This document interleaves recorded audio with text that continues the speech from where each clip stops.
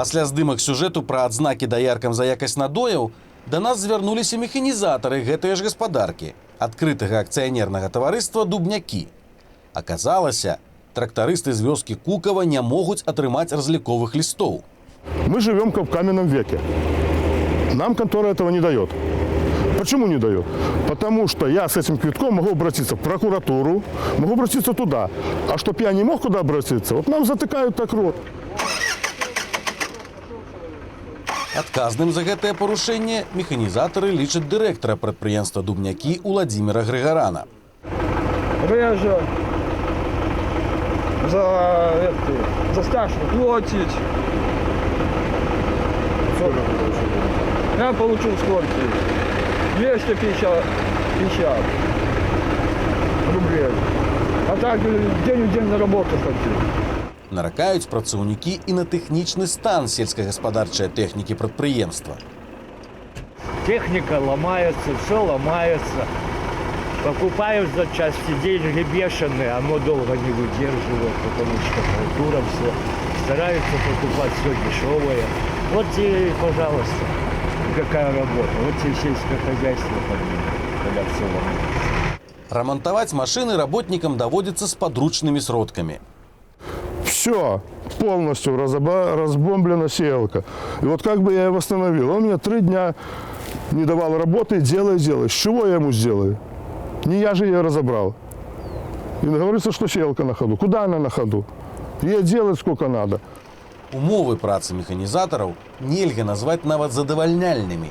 Асабліва цяжка, калі халодна. Если бы я хотел переодеться, в теплое скинуть, подсобки нету, ничего нету. И как работать? На ремонте стоишь, а стеллажей нету. Ложишься на асфальт, на бетон, полежи на бетоне, покрути трактор под низом. Трапіць у бытоўку ў нашай здымачнай групы не атрымалася. Не открыли мастерскую, потому что знали, что приедут. Все, боязно им, бояться неправда. Аднак спадар Александр падзяліўся з намі відэа, знятым мабільным тэлефонам. Около этого горна все греются. Облепим вот это горно. Все. О, Юрик, сколько на ремонте простоял, копейки получаете.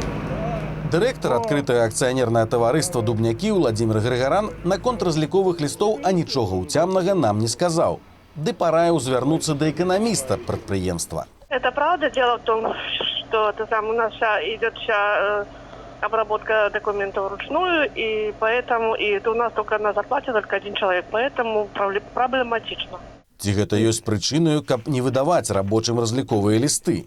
В соответствии с действующим трудовым законодательством, 80-й статьей Трудового кодекса, выдача расчетных листов при выплате зарплаты и даже при перечислении зарплаты на пластиковые карточки – это обязанность нанимателя, которую он абсолютно при любых условиях должен исполнять. Штраф, прадугледжаны за гэтае парушэнне для юрыдычнай асобы, да 100 базавых велічыняў.